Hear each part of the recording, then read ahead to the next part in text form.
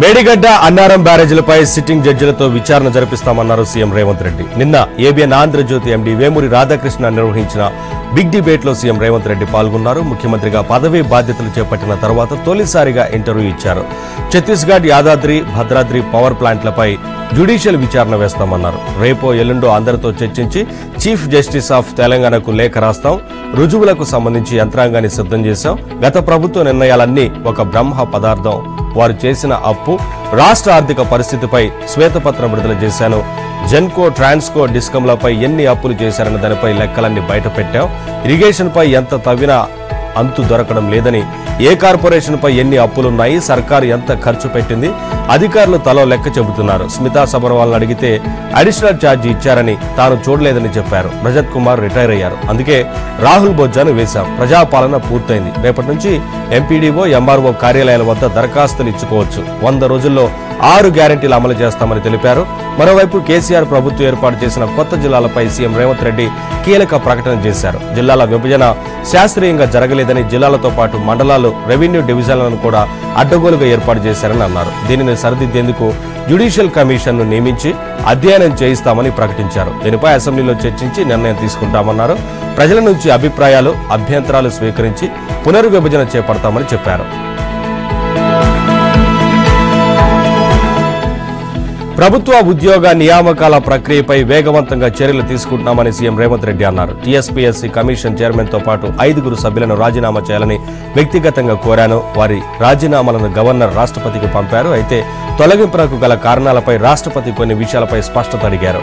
ఆ ఫైల్ మళ్లీ గవర్నర్ నుంచి మాకొచ్చింది. వివరాలన్నీ మళ్లీ పంపిస్తున్నాం. అయితే టీఎస్పీఎస్సీకి చైర్మన్ తో పాటు 10 మంది సభ్యులను నియమించుకునే స్వేచ్ఛ ప్రభుత్వానికి ఉందని, 5 పదవులు ఖాళీగా ఉన్నందున వాటిని ముందుగా భర్తీ చేస్తామని, చైర్మన్ లేకుండా కొత్త నోటిఫికేషన్లు, నియామకాలు చేపట్టలేమని, రాష్ట్రపతి నుంచి ఆమోదం లభించిన వెంటనే కొత్త చైర్మన్ నియమించి నియామకాలు ప్రారంభిస్తాం. వచ్చే నెలాఖరులోగా 22,000 ఉద్యోగాలు భర్తీ చేస్తాం. ఈ ఏడాది డిసెంబర్ లోపు 2 లక్షల నియామకాలు పూర్తి చేస్తాం.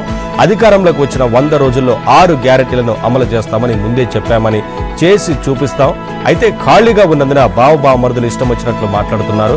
వారివి బుర్రలేని మాటలు. 420 అనడమేంటి? 10 ఏళ్లు అధికారంలో ఉండి గాడిదలు కాశారా? పార్టీపై ఫీల్ గుడ్ లేనందున హైదరాబాద్ లో మీకు సీట్లు రాలేదు. ఏమైనా చర్యలు తీసుకుంటున్నారా? పని, ప్రవర్తన, సుపరిపాలనతో ఇక్కడి ఓటర్ల మనసు గెలుస్తాం. దీంతో రానున్న పార్లమెంటు ఎన్నికల్లో సీట్లు వస్తే ప్రాతినిధ్యం పెరుగుతుంది. అలాగే భవిష్యత్తులో ఎమ్మెల్సీల సంఖ్య పెరుగుతుంది. అందులోనూ ఇక్కడి నేతలకు ప్రాతినిధ్యం కల్పిస్తామని రేవంత్ రెడ్డి తెలిపారు. హైదరాబాద్ తరహాలో రాష్ట్రమంతటా 2050 నాటికి అభివృద్ధి జరగాలనే లక్ష్యంతో మెగా మాస్టర్ పాలసీని రూపొందిస్తున్నామని ముఖ్యమంత్రి రేవంత్ రెడ్డి వెల్లడించారు. తెలంగాణ ప్రాంతంలో 1994 నుంచి 2004 వరకు పరిశ్రమల అభివృద్ధికి అనుసరించిన ఫార్ములా ఒకలా ఉంది. 2004 నుంచి 14 మరో మెట్టుకు చేరుకుంది. రాబోయే రోజుల్లో ఇది అత్యున్నత దశకు చేరుకోవాలనే లక్ష్యంతో పనిచేస్తున్నామని వ్యాఖ్యానించారు. నిన్న సచివాలయంలో భారత పరిశ్రమల సమాఖ్య ప్రతినిధులతో సమావేశమయ్యారు. ఈ సందర్భంగా భవిష్యత్ ప్రణాళికలో పారిశ్రామిక రంగానికి రాష్ట్ర ప్రభుత్వం ఇవ్వబోయే ప్రాధాన్యతలను వివరించారు. పరిశ్రమల అభివృద్ధికి, పెట్టుబడులను ఆహ్వానించడానికి రాష్ట్ర ప్రభుత్వం సరికొత్త ఫ్రెండ్లీ పాలసీని అనుసరిస్తోంది. పారిశ్రామిక అభివృద్ధి విషయంలో అపోహలు, అనుమానాలకు తావులేదు. పారిశ్రామికవేత్తలు తెలంగాణలో పెట్టే ప్రతి పైసా పెట్టుబడికి రక్షణ కల్పిస్తామని భరోసా ఇచ్చారు. కాంగ్రెస్ ప్రభుత్వం గ్రామీణ ప్రజల సంక్షేమం, గ్రామీణ ప్రాంతాల ప్రయోజనాలకే పెద్దపీట వేస్తుందనే ఆలోచనలకు భిన్నంగా తమ ప్రభుత్వం కొత్త పాలసీని అనుసరిస్తోందని వివరించారు. హైదరాబాద్ ఒక్కచోటే పారిశ్రామిక అభివృద్ధి కేంద్రీకృతం కాకుండా తెలంగాణలోని అన్ని ప్రాంతాలు రాజధాని నగరం మాదిరిగా అభివృద్ధి చెందాలనే ఆకాంక్షను వ్యక్తపరిచారు. నూతన పారిశ్రామిక విధానంలో భాగంగా తెలంగాణను 3 క్లస్టర్లుగా విభజించనున్నట్లు సీఎం తెలిపారు. ఈ రోజుల్లో 24 గంటలు తాను సచివాలయంలో లేదా క్యాంపు కార్యాలయంలో అందరికీ అందుబాటులో ఉంటానని, తనతో మాట్లాడి నిర్ణయాలు తీసుకోవాలని పారిశ్రామికవేత్తలను, పెట్టుబడిదారులను కోరారు. ప్రస్తుతం సచివాలయంలోని 6వ అంతస్తులో కొనసాగుతున్న ముఖ్యమంత్రి కార్యాలయం త్వరలో 9వ అంతస్తులోకి మారనుందా అంటే అవుననే సమాధానమే వస్తోంది. ఈ మేరకు అందుకు అవసరమైన చర్యలు కూడా మొదలైనట్లు తెలుస్తోంది. సీఎం రేవంత్ రెడ్డి తన కార్యాలయాన్ని 9వ అంతస్తుకు మార్చుకోనున్నారని, అందుకే ఆయా ఏర్పాట్లు చేస్తున్నారని విశ్వసనీయ సమాచారం. ఈ మేరకు అవసరమైన పనులను చేపట్టేందుకు R&B అధికారులు ఆ ఫ్లోర్ ను పరిశీలించినట్లు సమాచారం. ఇంటీరియర్, ఫర్నిచర్, సాంకేతిక ఏర్పాట్లు, భద్రతాపరమైన చర్యలపై చర్చ జరిగినట్లు తెలిసింది. అయితే గత ముఖ్యమంత్రి కేసీఆర్ 6వ అంతస్తును మాత్రమే తన కార్యాలయంగా వినియోగించేవారు. కేసీఆర్ 6 అంకెను తన అదృష్ట సంఖ్యగా విశ్వసించేవారు. అందులో భాగంగానే సచివాలయాన్ని కూడా 6 అంతస్తులోనే కనిపించే విధంగా నిర్మించారని, అనంతరం తన కార్యాలయాన్ని కూడా 6వ ఫ్లోర్లోనే ఏర్పాటు చేసుకున్నారనే ప్రచారం జరిగింది. ప్రస్తుత సీఎం రేవంత్ 9 అంకెను అదృష్ట సంఖ్యగా భావిస్తుంటారనే ప్రచారం ఉంది. ఆయన వినియోగించే కార్ల నంబర్లు కూడా 9 అంకెతోనే ఉంటాయి. ఈ నేపథ్యంలో రేవంత్ సచివాలయంలో తన కార్యాలయాన్ని 9వ ఫ్లోర్కి మార్చుకుంటున్నారనే ప్రచారం జరుగుతోంది. నిర్దేశించుకున్న సమయంలోపు పనులన్నీ పూర్తయితే సంక్రాంతి తర్వాత సీఎం కార్యాలయం మారనున్నట్లు సమాచారం. రాష్ట్రంలో వివిధ పథకాల కోసం ఆశావాహుల నుంచి దరఖాస్తులను స్వీకరించేందుకు ప్రభుత్వం చేపట్టిన ప్రజాపాలన అభయహస్తం కార్యక్రమం ముగిసింది. గత ఏడాది డిసెంబర్ 27న ఈ కార్యక్రమాన్ని ప్రారంభించగా చివరి రోజైన నిన్నటికి మొత్తం 1,20,84,383 దరఖాస్తులు వచ్చాయి. ఇందులో 5 గ్యారెంటీల కోసం 1,05,91,636 రాగా ఇతరత్ర వాటి కోసం 19,92,747 దరఖాస్తులు వచ్చాయి. ఇక చివరి రోజు 5 గ్యారెంటీల కోసం 12,53,235 దరఖాస్తులు, ఇతర అప్లికేషన్లు 4,37,043 రాగా మొత్తం కలిపి 16,90,278 దరఖాస్తులు అధికారులకు అందాయి. చివరి రోజు 603 గ్రామ పంచాయతీలు, 107 మున్సిపాలిటీ కార్పొరేషన్ల వార్డుల్లో దరఖాస్తులు స్వీకరించగా మొత్తం 12,769 గ్రామ పంచాయతీలు, 3,623 వార్డుల్లో ప్రజాపాలన కార్యక్రమం ముగిసింది. ఇక సోమవారం నుంచి దరఖాస్తుల డేటా ఎంట్రీ ప్రక్రియ మొదలు కానుంది. ఇప్పటికే సంబంధిత సిబ్బంది శిక్షణ కూడా పూర్తయింది. ఈ నెల 17 వరకు డేటా ఎంట్రీ ప్రక్రియను పూర్తి చేయాలని అధికారులను సీఎస్ ఇప్పటికే ఆదేశించారు. డేటా ఎంట్రీ పూర్తయిన తర్వాత లబ్ధిదారుల ఎంపిక జరగనుంది. కేసీఆర్ కోలుకుంటున్నారని, ఫిబ్రవరి నుంచి ఆయన సంపూర్ణ ఆరోగ్యంతో ప్రజల మధ్యకు వస్తారని, జిల్లాల్లో పర్యటిస్తారని, తెలంగాణ భవన్కు వచ్చి కార్యకర్తలను కలుస్తారని బీఆర్ఎస్ ఎమ్మెల్యే హరీష్ రావు పేర్కొన్నారు. ఎన్నికల్లో ఓటమి స్పీడ్ బ్రేకర్ లాంటిది మాత్రమేనని, అభివృద్ధి చేసిన దుష్ప్రచారం వల్లే ఓడిపోయామని చెప్పారు. భవిష్యత్తులో మళ్లీ మంచి రోజులు వస్తాయని కార్యకర్తలకు ధైర్యం చెప్పారు. నిన్న తెలంగాణ భవన్లో నిర్వహించిన పెద్దపల్లి లోక్సభ నియోజకవర్గ సన్నాహక సమావేశంలో పాల్గొని మాట్లాడారు. కాంగ్రెస్ ప్రభుత్వం కేసీఆర్ కిట్టు మీద ఉన్న కేసీఆర్ గుర్తును చెరిపేస్తోందని, కిట్టు మీద నుంచి తొలగించవచ్చేమో కానీ తెలంగాణ ప్రజల గుండెల నుంచి మాత్రం తొలగించలేరని అన్నారు. కేసీఆర్ ప్రవేశపెట్టిన సంక్షేమ పథకాలను కాంగ్రెస్ సర్కార్ రద్దు చేస్తోందని, రద్దులు వాయిదాలు అన్నట్లుగా ప్రభుత్వం నడుస్తోందన్నారు. ఇప్పటికీ కొన్ని చోట్ల వడ్ల పైసలు పడలేదని, రైతు బంధు కూడా వేయలేదని రైతులు వ్యవసాయం ఎలా చేయాలని నిలదీశారు. ప్రభుత్వ తీరు చూస్తుంటే ఏడాదిలోపే ప్రజల నుంచి తిరుగుబాటు తప్పదనిపిస్తోందని అన్నారు. తొలిసారి ప్రధాన ప్రతిపక్ష పాత్ర పోషిస్తున్నామని, తమ సత్తా ఏంటో చూపించాలని కార్యకర్తలకు పిలుపునిచ్చారు.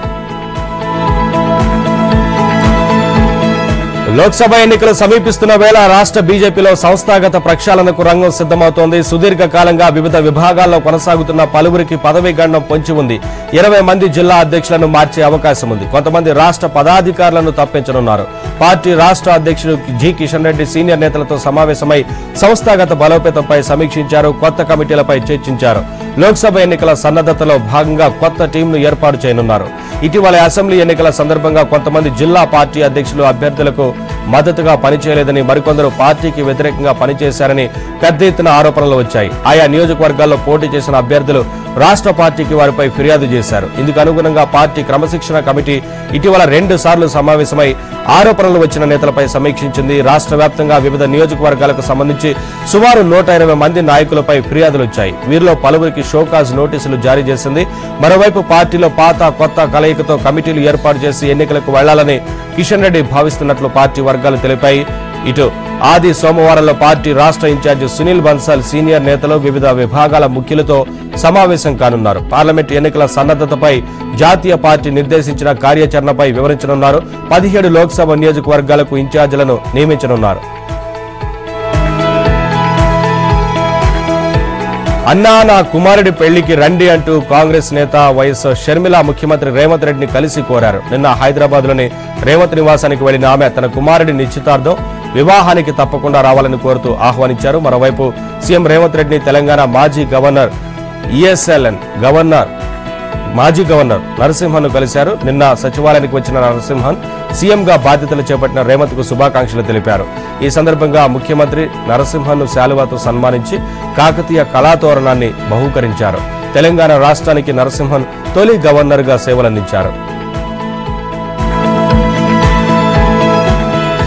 హైదరాబాద్ లో జరగాల్సిన ఫార్ములా ఈ కార్ల రేసు రద్దయింది. ఏర్పాట్లకు సంబంధించి రాష్ట్ర ప్రభుత్వం నుంచి స్పందన లేకపోవడంతో ఈ నిర్ణయం తీసుకున్నట్లు ఫెడరేషన్ ఆఫ్ ఇంటర్నేషనల్ ఆటోమొబైల్స్ ప్రకటించింది. ఫిబ్రవరి 10న రేస్ నిర్వహించేందుకు బీఆర్ఎస్ ప్రభుత్వ హయాంలో అక్టోబర్ 23న ఒప్పందం చేసుకున్నామని, అయితే నోటీసులేమీ ఇవ్వకుండానే మున్సిపల్ శాఖ రద్దు చేసిందని ఎఫ్ఐఏ తెలిపింది. ఒప్పందం అతిక్రమించినందుకు మున్సిపల్ శాఖకు లీగల్ నోటీసులు ఇస్తామని పేర్కొంది. ప్రస్తుత పరిస్థితుల్లో తమకు మరో మార్గం లేదని, రేసింగ్ వేదిక నిర్వహణకు వర్తించే చట్టాల ప్రకారం ఏం చర్యలు తీసుకోవాలని దానిపై పరిశీలిస్తున్నామని, ఈ విషయంలో అన్ని హక్కులు ఉన్నాయని ఎఫ్ఐఏ ప్రతినిధులు వివరించారు. గత ప్రభుత్వం చెల్లించినది పోగా ఫార్ములా రేస్ నిర్వహణకు 150 కోట్లను ప్రస్తుత సర్కారు భరించాల్సి ఉంటుంది. అయితే ఇటీవల విడుదల చేసిన ఆర్థిక శ్వేతపత్రంలో ఖజానా దివాలా తీసిందని ప్రకటించారు. ఇలాంటి పరిస్థితుల్లో రేసు వ్యయాన్ని భరించే ఉద్దేశం లేకనే ప్రభుత్వం స్పందించలేదని సమాచారం. రేస్ రద్దు కాంగ్రెస్ ప్రభుత్వ తిరోగమన విధానమని బీఆర్ఎస్ వర్కింగ్ ప్రెసిడెంట్ కేటీఆర్ విమర్శించారు. ఈ బ్రిక్స్ తో ప్రపంచంలోనే తెలంగాణ బ్రాండ్ విలువ పెరుగుతుందని, రద్దు నిర్ణయాలు సరికాదన్నారు. ఫార్ములా రేస్తో ప్రజలకు ఏమాత్రం ఉపయోగం లేదని టీపీసీసీ సీనియర్ ఉపాధ్యక్షుడు నిరంజన్ పేర్కొన్నారు. గతంలో నిర్వహించినప్పుడు ప్రజలు ట్రాఫిక్ జామ్తో ఇబ్బంది పడ్డారని పేర్కొన్నారు.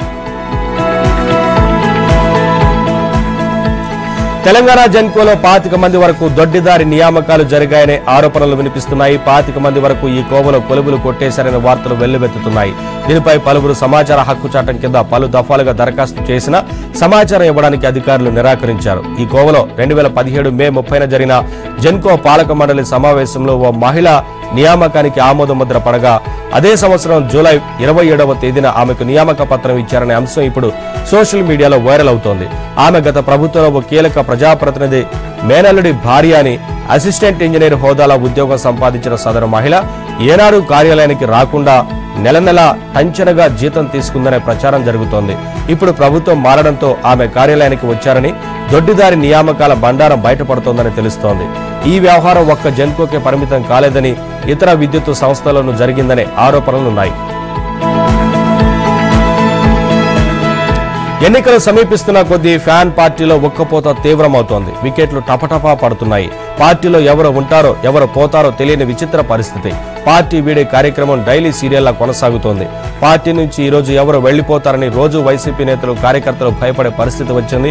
ఇన్ఛార్జీల బదిలీలు, సీట్ల వ్యవహారం వైసీపీలో గందరగోళంగా మారింది. పార్టీ పెద్దలు తీసుకుంటున్న నిర్ణయాలు రివర్స్ కొడుతున్నాయి. వీర విధేయులుగా ఉన్నవారే తాడేపల్లి ప్యాలెస్ గేటు ముందు దండ పెట్టి పార్టీని విడుతున్నారు. శాపనార్థాలు పెట్టి మరీ పోతున్నారు. పవన్ కళ్యాణ్ ను తిట్టించడం వల్ల కలిగిన నష్టాన్ని భర్తీ చేసుకునేందుకు ఏరికోరి తెచ్చుకున్న మాజీ cricketer Ambati Rayudu T20 match అంత సమయం కూడా పార్టీలో ఇమడలేకపోయారు. వైసీపీలో చేరి 10 రోజులు కూడా తిరగకుండానే గుడ్ బై చెప్పారు. నమ్మిన బంటు లాంటి కోటంరెడ్డి, ఇంట్లో మనిషిలా ఉండే ఆళ్ల రామకృష్ణారెడ్డి, వీర విధేయుడు కాపు రామచంద్రారెడ్డి ఇలా ఒక్కొక్కరుగా పార్టీ వీడుతున్నారు. దగ్గర బంధువైన బాలినేని సైతం ఊగిసలాట్లో ఉన్నారు. ఇప్పటి వరకు ఎన్నికల్లో ఫ్యాన్ తిరగడం కష్టమనుకున్నాం, కానీ తాజా పరిణామాలు చూస్తుంటే భోగి మంటల లోపలే ఫ్యాన్ బూడిదయ్యేలా ఉంది అని అధికార పార్టీ నేతలు శ్రేణుల్లో చర్చ జరుగుతోంది. భారీ మెజారిటీతో ప్రభుత్వాన్ని ఏర్పాటు చేసిన జగన్ తన అహంకార వైఖరి వల్ల పార్టీ సర్వనాశనం అయ్యేలా ఉందని అంటున్నారు. వైసీపీ అధిష్టానానికి లోక్సభ నియోజకవర్గాల అభ్యర్థుల ఎంపిక సవాల్గా మారింది. వైసీపీ సిట్టింగ్ ఎంపీలు చాలా మంది మరోసారి పోటీ చేసేందుకు ముందుకు రావడం లేదు. పలువురు టీడీపీతో టచ్ లో ఉన్నారనే ప్రచారం జరుగుతోంది. మొత్తంగా వైసీపీలో లోక్సభ టికెట్లకు పెద్దగా డిమాండ్ లేదని తెలుస్తోంది. సార్వత్రిక ఎన్నికలకు ముందే 5గురు సిట్టింగ్ ఎంపీలు పార్టీ మారతారనే ప్రచారం జరుగుతోంది. ఒంగోలు ఎంపీ మాగుంట శ్రీనివాసులరెడ్డి తెలుగుదేశం పార్టీలో చేరేందుకు సన్నాహాలు చేస్తున్నారు. జగన్ కు అత్యంత సన్నిహితుడిగా ఉండే మరో ఎంపీ ఇటీవల తెలంగాణ సీఎం రేవంత్ రెడ్డి ఇచ్చిన విందుకు హాజరు కావడం జగన్ ఆగ్రహానికి కారణమైంది. ఆయనతో పాటు మరో ఎంపీ పార్టీ మారతారని తెలుస్తోంది. ఇక నరసాపురం ఎంపీ రఘురామకృష్ణరాజు ఎప్పుడో దూరమయ్యారు. నరసరావుపేట ఎంపీ లావు కృష్ణదేవరాయలు కూడా పార్టీ మారే అవకాశం ఉందని ప్రచారం జరుగుతోంది. అధికార వైసీపీలో వలసల పర్వం కొనసాగుతోంది. వైసీపీలో ఇటీవల చేరిన భారత మాజీ క్రికెటర్ అంబటి రాయుడు వారం తిరగకుండానే ఆ పార్టీ నుంచి బయటకు వచ్చేశారు. తాను వైసీపీని వీడుతున్నట్లు ఎక్స్ వేదికగా ప్రకటించారు. కొంతకాలం రాజకీయాలకు దూరంగా ఉండాలని నిర్ణయం తీసుకున్నానని, తదుపరి కార్యాచరణను రాబోయే రోజుల్లో తెలియజేస్తానని పేర్కొన్నారు. గుంటూరు టికెట్ ఇస్తామని ఆశ చూపించి నియోజకవర్గంలో ముమ్మరంగా పర్యటనలు చేయించిన జగన్ తీరా గుంటూరు సీట్ను శుక్రవారం నరసరావుపేట ఎంపీ లావు కృష్ణదేవరాయలకు ఆఫర్ చేయడంతో రాయుడు తీవ్ర అసంతృప్తికి గురైనట్లు తెలుస్తోంది. ఉమ్మడి కృష్ణా జిల్లా పెనమలూరు ఎమ్మెల్యే కొలుసు పార్థసారథి వైసీపీని వీడేందుకు సిద్ధమవుతున్నారు. 18వ తేదీన గుడివాడలో జరిగే రా కదలిరా సభలో టీడీపీ తీర్థం పుచ్చుకుంటారని ఆయన సన్నిహితులు చెబుతున్నారు. కొన్ని రోజుల క్రితం ఆయన టీడీపీ అధినేత చంద్రబాబును కలిసి తాను టీడీపీలో చేరడానికి సుముఖంగా ఉన్నానని, పెనమలూరు నుంచి తనకు అవకాశం కల్పించాలని కోరినట్లు సమాచారం. పెనమలూరు కాకుండా ఒంగోలు ఎంపీ స్థానం నుంచి ఆయన బరిలోకి దింపేందుకు టీడీపీ పెద్దలు సుముఖత చూపినట్లు తెలిసింది. అయితే సారథి పెనమలూరు కోసమే పట్టుబట్టడంతో చివరికి ఆయన నూజివీడు అసెంబ్లీ నియోజకవర్గం నుంచి పోటీ చేయించేందుకు టీడీపీ పెద్దలు సిద్ధమవుతున్నట్లు సమాచారం. ప్రభుత్వ సలహాదారు సజ్జల రామకృష్ణారెడ్డికి సొంత పార్టీ శ్రేణుల నుంచే నిరసన సెగ తగిలింది. సచివాలయానికి వచ్చిన సజ్జలను శ్రీ సత్యసాయి జిల్లా మడకశిర అసెంబ్లీ నియోజకవర్గ నేతలు కార్యకర్తలు ఘేరావ్ చేశారు. సిట్టింగ్ ఎమ్మెల్యే తిప్పేస్వామికి మళ్లీ టికెట్ ఇవ్వాలంటూ డిమాండ్ చేశారు. సర్వే రిపోర్టు తిప్పేస్వామికి వ్యతిరేకంగా ఉన్నందున పరిశీలించి నిర్ణయం తీసుకుంటామని సజ్జల సర్ది చెప్పే ప్రయత్నం చేసినా వారు వినలేదు. సర్కిల్ ఇన్స్పెక్టర్ శుభకుమార్ కు మడకశిర సీటు కేటాయిస్తున్నట్లు తెలుసుకున్న కార్యకర్తలు సజ్జలపై ఆగ్రహం వ్యక్తం చేశారు. అంగన్వాడీలపై జగన్ సర్కార్ ఎస్మా అస్త్రాన్ని ఎక్కుపెట్టింది. ఇచ్చిన హామీ ప్రకారం వేతనాలు పెంచాలని, ఇతర సమస్యలు పరిష్కరించాలని కోరితే కఠిన చర్యలకు దిగింది. గత 26 రోజులుగా కుటుంబాలను, పిల్లలను వదిలి నిద్రాహారాలు మాని అంగన్వాడీలు వివిధ రూపాల్లో నిరసనలు తెలుపుతున్నారు. కనికరించు జగనన్న, ఇచ్చిన హామీ నెరవేర్చి వేతనం పెంచు జగనన్న అని వేడుకుంటుంటే అందుకు భిన్నంగా జగన్ సర్కార్ వారిపైనే కన్నెర చేసింది. ఓవైపు ఉద్యోగ, కార్మిక సంఘాల నేతలతో మంత్రుల కమిటీ చర్చలు కొనసాగుతుండగా మరోవైపు అంగన్వాడీలను అత్యవసర సర్వీసుల కిందకు తీసుకొస్తూ జీవో 2 ఇచ్చి ఎస్మా చట్టాన్ని ప్రయోగించింది. ఈ మేరకు నిన్న రాష్ట్ర మహిళా శిశు సంక్షేమ శాఖ జారీ చేసింది. 2013 జాతీయ ఆహార భద్రతా చట్టంలోని సెక్షన్ 39 కింది గర్భిణులు, బాలింతలు, చిన్నారులకు అనుబంధ పౌష్టికాహారం సంవత్సరంలో 300 రోజుల పాటు అంగన్వాడీ సెంటర్ల ద్వారా అందించాల్సిన బాధ్యత ప్రభుత్వానికి ఉందని తెలిపింది. ఆ విభాగంలో పనిచేస్తున్నారు కనుక అంగన్వాడీలు అత్యవసర సర్వీసుల కిందికి వస్తారని పేర్కొంది. 1981 అత్యవసర సేవల నిర్వహణ చట్టం కింద సమ్మెను నిషేధిస్తూ ఉత్తర్వులు ఇచ్చింది. ఈ ఆదేశాలను ఉల్లంఘించి సమ్మెను కొనసాగిస్తే అంగన్వాడీలను డిస్మిస్ చేసే అధికారం ప్రభుత్వానికి ఉంటుంది. సమ్మెలో ఉన్న వారిపై ప్రాసిక్యూషన్ కు అవకాశం ఉంటుంది. సమ్మె చేసిన వారికి 6 నెలల జైలు శిక్ష, సహకరించిన వారికి 1 ఏడాది జైలు శిక్ష విధించే అవకాశాలుంటాయి. ఇంతటి కఠినమైన నిబంధనలున్న చట్టాన్ని జగన్ సర్కార్ పిచ్చుకపై బ్రహ్మాస్త్రంలా అంగన్వాడీలపై ప్రయోగించింది. వైసీపీ అధికారంలోకి వచ్చినప్పటి నుంచి రాష్ట్రంలో మహిళలపై దాడులు పెరుగుతూనే ఉన్నాయి. గత 4 ఏళ్లలో మహిళలపై 2,04,414 నేరాలు జరిగాయంటే ప్రభుత్వం మహిళల పట్ల ఎంత నిర్లక్ష్యంగా వ్యవహరిస్తుందో తేట తెల్లమవుతోంది. విశాఖలో ఎస్సీ బాలికపై 10 మంది అత్యాచారం చేస్తే నిందితులను పట్టుకోలేని దుస్థితిలో ప్రభుత్వం ఉంది. సీఎం ఇంటి పక్కనే దళిత యువతిని కాబోయే భర్త సమక్షంలోనే అత్యాచారం చేసిన వారిని ఇంతవరకు అరెస్టు చేయలేదు. ఇలాంటి దారుణాలు ఈ 5 ఏళ్లలో కోకొల్లలు. అయినప్పటికీ వైఫల్యాలను కప్పిపుచ్చుకునేందుకు మహిళలపై నేరాలు తగ్గాయంటూ డీజీపీతో వార్షిక నివేదిక ఇప్పించడం దిగజారుడుతనానికి నిదర్శనం. ఇటు ఎన్సీఆర్బీ నివేదిక, పార్లమెంట్లో సభ్యులు అడిగిన ప్రశ్నలకు కేంద్రం తెలిపిన సమాధానాలు రాష్ట్రంలో మహిళలపై నేరాలు పెరిగిన తీరును స్పష్టం చేస్తున్నాయి. గుంటూరు జిల్లా ప్రతిపాడు, నెల్లూరు జిల్లాలో గ్యాంగ్రేప్ ఘటనలు, విజయవాడ ప్రభుత్వ ఆసుపత్రిలో యువతిపై అత్యాచారం, ఒంగోలులో బాలికను నిర్బంధించి 15 రోజుల పాటు అత్యాచారానికి ఒడిగట్టిన ఘటనలో పోలీసులు స్పందించిన తీరు బాధాకరం. రేపల్లె రైల్వే స్టేషన్లో భర్త, పిల్లల ఎదుట వివాహితపై అత్యాచారం, గుంటూరు జిల్లా తుమ్మపూడిలో ఇంట్లోకి చొరబడి మహిళలపై గ్యాంగ్ రేప్, ఇటీవల విశాఖలో ఒడిశా బాలికపై అత్యాచార ఘటనలపైన పోలీసుల తీరు అలాగే ఉంది. రాష్ట్రంలో మహిళా కమిషన్ ఉందో లేదో తెలియని పరిస్థితి. ప్రతిపక్షాలకు నోటీసులు ఇవ్వడంపై ఉన్నంత ఉత్సాహం, చొరవ మహిళలకు భద్రత కల్పించడంలో మహిళా కమిషన్ చూపడం లేదు. జగన్ నియమించిన వాలంటీర్లలో కొందరు మహిళలపై వేధింపులకు దిగుతున్నారు.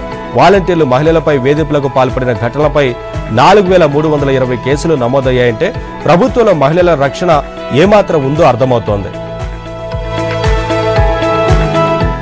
దుర్మార్గుడైన ముఖ్యమంత్రి జగన్ రెడ్డి రాష్ట్రాన్ని అన్ని రంగాల్లో నిర్వీర్యం చేస్తూ ఆందోళన ఆంధ్రప్రదేశ్గా మార్చారని టీడీపీ రాష్ట్ర అధ్యక్షుడు అచ్చెన్నాయుడు ఆరోపించారు. నిన్న శ్రీకాకుళం జిల్లా టెక్కలిలో తెలుగునాడు ట్రేడ్ యూనియన్ కౌన్సిల్ ఆధ్వర్యంలో చంద్రన్న కార్మిక చైతన్య యాత్రను జెండా ఊపి ప్రారంభించారు.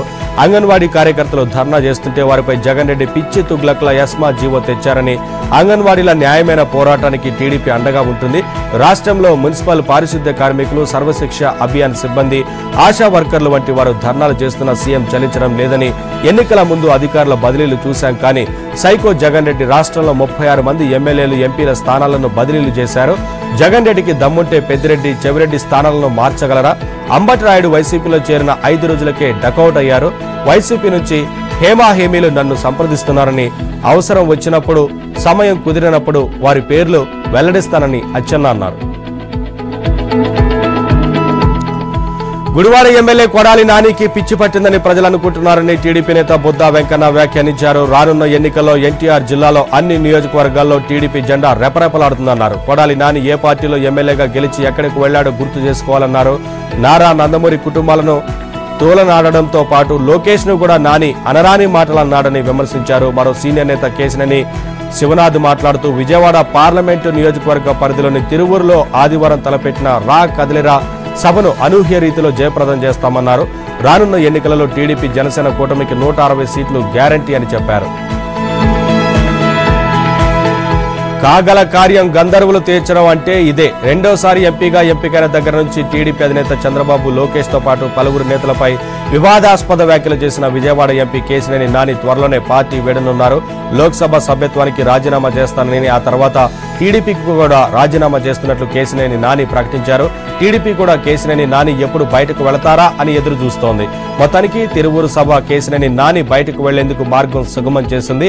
టీడీపీలో మొదటి నుంచి వివాదాస్పద వ్యాఖ్యలు చేయడమే కాకుండా విజయవాడ లోక్సభ నియోజకవర్గం పరిధిలో ఏ ఒక్క ఎమ్మెల్యే ఇన్ఛార్జితో కూడా సత్సంబంధాలు లేని ఎంపీ కేశినేని నాని చివరకు చంద్రబాబుపై కూడా విమర్శలు చేశారు.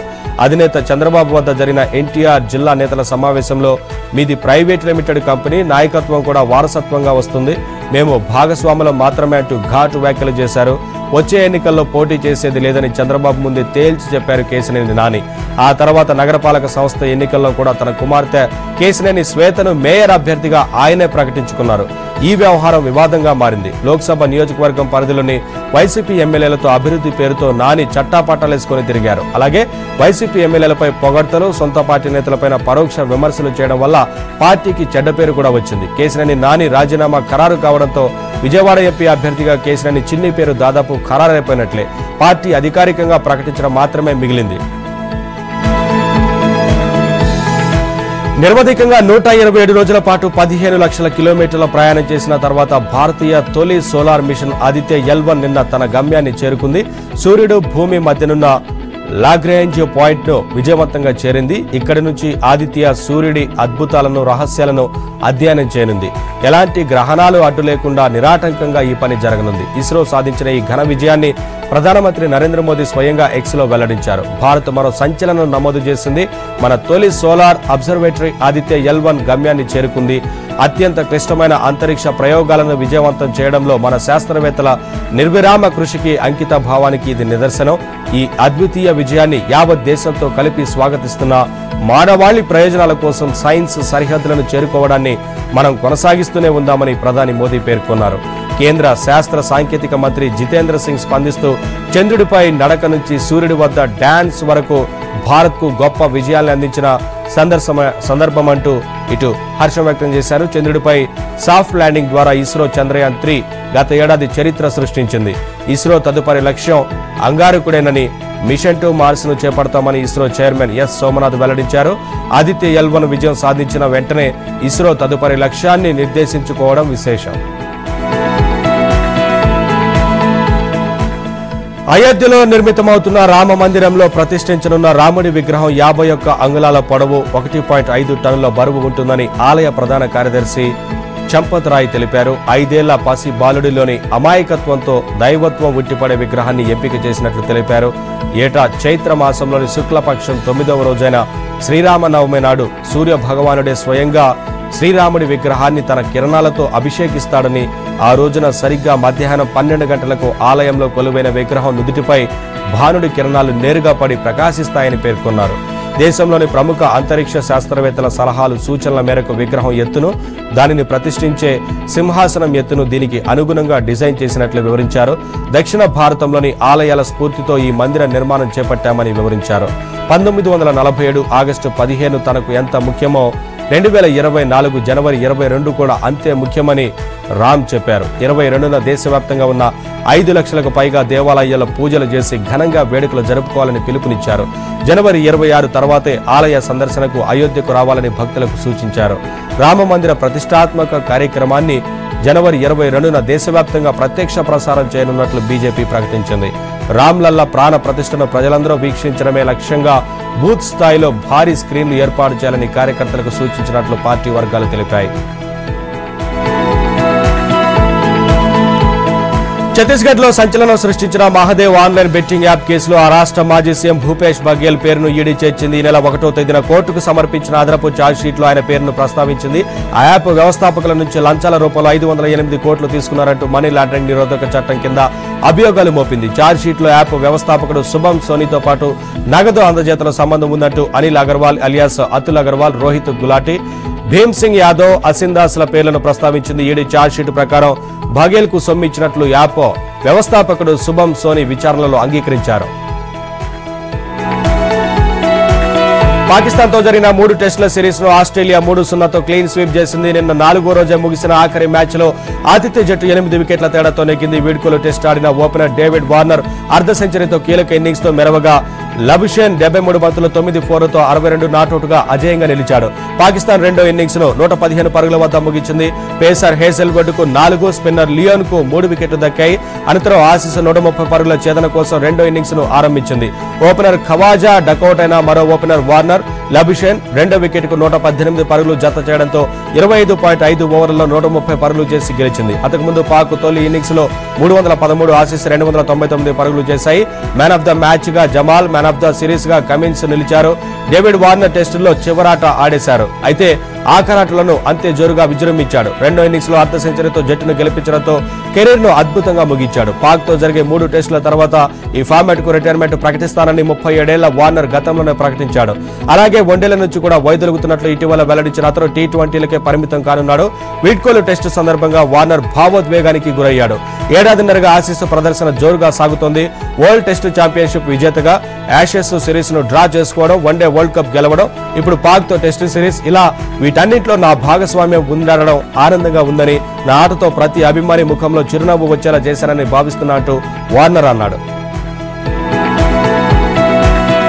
విధ్వంసక ఓపెనర్ డేవిడ్ వార్నర్ ఇక అంతర్జాతీయ క్రికెట్ లో T20 ఫార్మాట్ లోనే కనిపించనున్నాడు. పాకిస్తాన్ తో జరిగిన 3 టెస్టుల సిరీస్ తో ఈ ఫార్మాట్ తో అతని అనుబంధం కూడా ముగిసింది. ఇక కొత్త ఏడాది మొదటి రోజునే వన్డేల నుంచి కూడా వైదొలుగుతున్నట్లు వార్నర్ ప్రకటించారు. ఆడేది టెస్టా, వన్డేనా, T20నా అనేది చూడకుండా ప్రత్యర్థి బౌలర్లపై విరుచుకుపడే ఈ ఆసీ స్టార్ అందరి అభిమానాన్ని చూరగొన్నాడనడంలో సందేహం లేదు. అలాగే అతను కెరీర్ లో అన్ని రకాల అనుభవాలను చవిచూశాడు. 15 ఏళ్ల లేత ప్రాయంలోనే ఫస్ట్ క్లాస్ క్రికెట్ లో అడుగుపెట్టిన డేవిడ్ ఆ తర్వాత ఆసీస్ అండర్-19 క్రికెట్ జట్టు తరపున పరుగుల మోతతో అంతర్జాతీయ కెరీర్ కు రంగం సిద్ధం చేసుకున్నాడు. కోహ్లీ ఆధ్వర్యంలో భారత్ అండర్-19 వరల్డ్ కప్ సాధించినప్పుడు ఆసీస్ కెప్టెన్ గా ఉన్నది వార్నరే. ఆసీస్ తరపున 2009 T20లో అరంగేట్రం చేసిన డేవిడ్ తొలి మ్యాచ్ లోనే దక్షిణాఫ్రికాపై 43 బంతుల్లో 89 రన్స్ తో విరుచుకుపడ్డాడు. 2011లో న్యూజిలాండ్ తో టెస్ట్ అరంగేట్రం చేసిన అతను ఆ తర్వాత ఇంతింతాయ్ అన్నట్లుగా పాంటింగ్, బోర్డర్, స్టీవా స్మిత్ తర్వాత అత్యధిక టెస్టు పరుగులు సాధించిన ఆసీస్ బ్యాటర్ గా రికార్డులకెక్కాడు. 3 ఫార్మాట్లలోనూ ఓపెనర్ పాత్రలో నమ్మదగ్గ ఆటగాడిగా ఎదగడం అతడిలోని నిలకడైన ఆట తీరుకు నిదర్శనంగా చెప్పొచ్చు. 2019లో పాకిస్తాన్ తో టెస్టులో 335 పరుగులతో బ్రాడ్మన్ 334 రికార్డును వెనక్కి నెట్టాడు. వన్డే వరల్డ్ కప్ లోను వార్నర్ది అద్భుత ప్రదర్శనే. అంతేకాకుండా వరుసగా 2 మెగా టోర్నీలను 500+ స్కోర్లు సాధించిన ఏకైక ఆసీస్ ప్లేయర్ గా నిలిచి సగర్వంగా ఈ ఫార్మాట్ నుంచి వైదొలిగాడు.